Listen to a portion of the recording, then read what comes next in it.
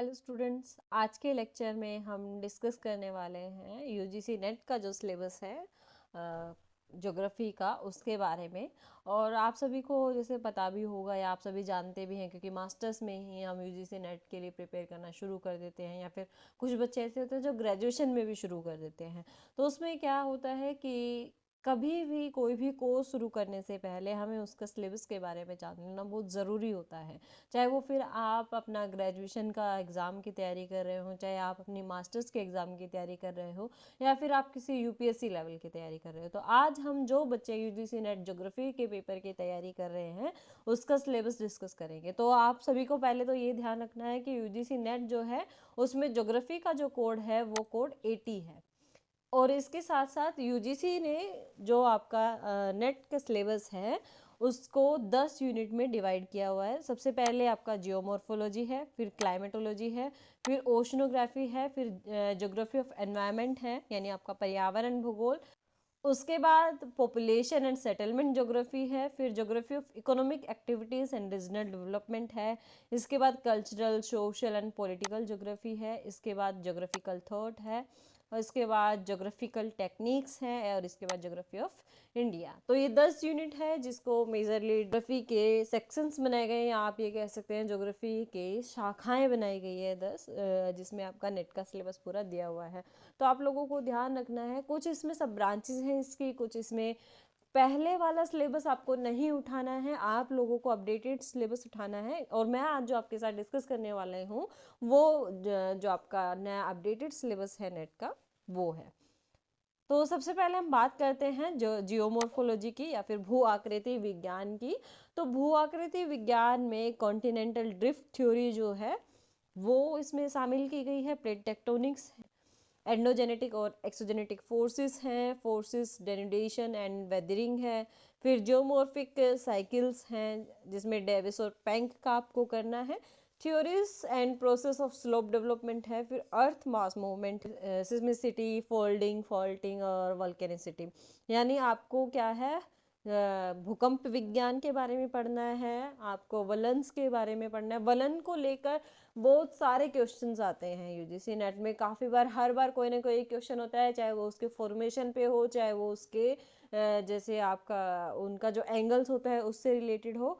Faulting जैसे भ्रंश है तो भ्रंश से भी जैसे धंसने वाला जो पार्ट है उसका जिसको बोलते हैं रिफ्ट वैली या फिर ग्राबेन वगैरह, तो वो होता है। और उसके बाद जो वल्केनिसिटी है, वल्केनिसिटी में उसके फॉर्मेशन फीचर्स से लेकर उसके जो डिपोजिशनल फीचर्स हैं वो सारे के सारे क्या है नेट जेआरएफ के क्वेश्चंस में आते रहते हैं। फिर लैंडफॉर्म जो हैं जितने भी बनते हैं हमारे जो मॉर्फिक हैजार्ड्स जो जो हैं उन सारों को आपको देखना है, जिसमें अर्थक्वेक होगा, वोल्केनिक होगा, और लैंडस्लाइड होंगे और एवलांचेस होंगे। तो ये सारे के सारे आपको जियोमॉर्फोलॉजी में पढ़ने हैं, ये ध्यान रखना है। सभी टॉपिक जो हैं काफ़ी इम्पोर्टेंट है, ये आपके यूजीसी नेट में ही नहीं, ये आपके अगर आप हायर लेवल की तैयारी या फिर जीएस की भी तैयारी कर रहे हैं किसी जॉब के लिए भी, तो उसमें भी काफ़ी इंपॉर्टेंट होते हैं। तो आपको ध्यान रखना है जियोमॉर्फोलॉजी में। इसके बाद हम बात करते हैं सेकेंड यूनिट। सेकेंड यूनिट है हमारी क्लाइमेटोलॉजी पे। तो क्लाइमेटोलॉजी में जो है वो पहला है composition and structure of atmosphere. यहाँ से काफ़ी क्वेश्चंस आते हैं, क्योंकि इसमें आपका जो क्षोभ मंडल है वहाँ से लेके आपका जो ऊपर का जो आयन मंडल तक है वहाँ तक की सारी इसमें डिस्कस की जाती है। तो आपको ये ध्यान रखना है, हीट बजट हो गया, टेम्परेचर हो गया, प्रेशर एंड विंड्स, ये भी काफ़ी इंपॉर्टेंट है। क्योंकि आपने पढ़ा भी होगा विंड्स में, जैसे कभी काफ़ी बार क्वेश्चन पूछ लेते हैं अश्व अक्षांश कहाँ पर है, कौन सी वहाँ पे हवाएं बहती है, तो ये सारी चीज़ें आपको पढ़ना है। इसके साथ साथ एटमॉस्फेरिक सर्कुलेशन जिसमें एयर मास होता है, फ्रंट्स हो गए, अपर एयर सर्कुलेशन होगा, साइक्लोन्स हो गए, एंटी साइक्लोन्स हो गए, ये सभी के सभी आपको इसमें पढ़ने हैं। ट्रॉपिकल एंड टेम्परेट दोनों तरीके के साइक्लोन्स आपको पढ़ने हैं। इसके बाद क्लाइमेट क्लासिफिकेशन काफ़ी इंपॉर्टेंट, क्योंकि हर साल कोपेन और थानफेट दोनों में से किसी ना किसी एक का कोई ना कोई एक क्वेश्चन ज़रूर मिलता है आपका क्लाइमेटिक क्लासिफिकेशन पे, तो आपको ध्यान रखना है। इसके बाद इंसो इवेंट है, इंसो में एल नीनो, ला नीना आपको पढ़ना है, साउथर ऑसिलेशन आपको पढ़ना है। और उसके बाद मेट्रोलॉजिकल हैजार्ड्स एंड डिजास्टर्स इसमें दिए हुए हैं। अब इसमें साइक्लोन्स काफ़ी इंपॉर्टेंट हैं, क्योंकि साइक्लोन का एक अपना फॉर्मेशन है। इसके साथ साथ कौन सी कंट्री में साइक्लोन को क्या कहा जाता है, इसके बारे में भी क्वेश्चन हमेशा यूजीसी नेट में पूछे जाते हैं, तो आपको ये ध्यान रखना है।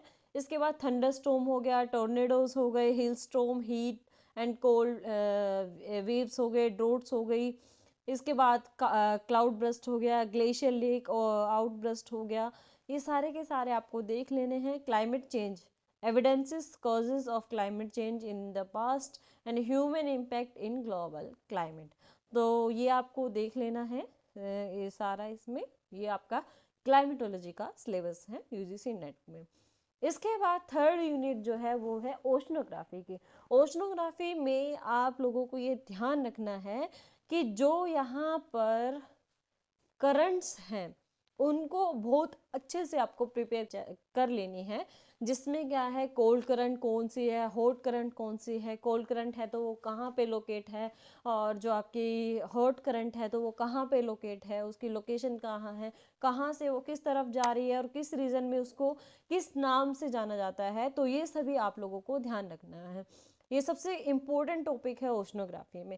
इसके बाद रिलीफ ऑफ ओशियंस है और कॉम्पोजिशंस है, तो इसमें काफ़ी बार क्वेश्चन आ जाता है कि सबसे ज़्यादा कंटेंट किसका है वाटर में और सबसे ज़्यादा कम किसका है।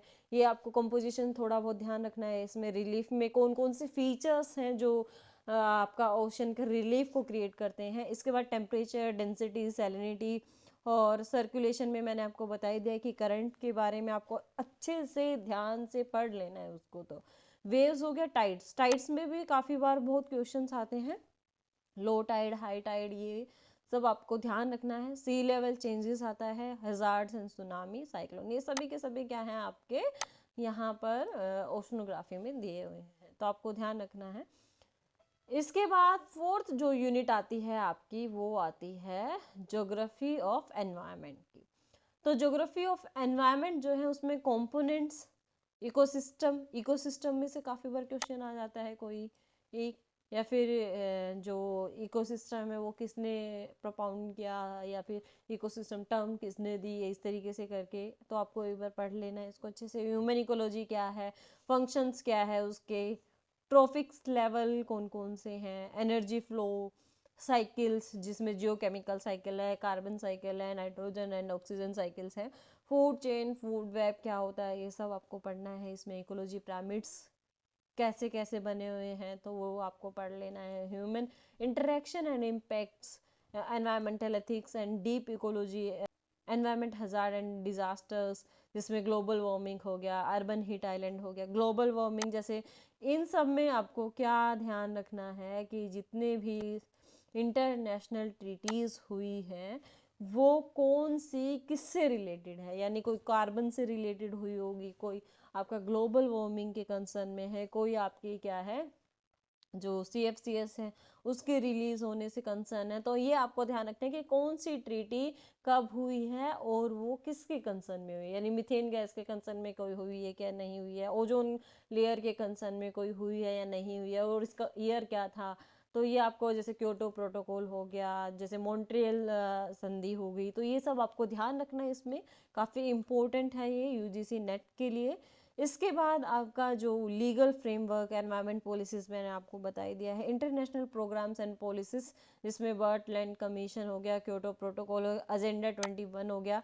ये प्रीवियस ईयर के क्वेश्चन पेपर आप उठाकर देखोगे तो उसमें पूछा भी गया है एजेंडा 21 के बारे में।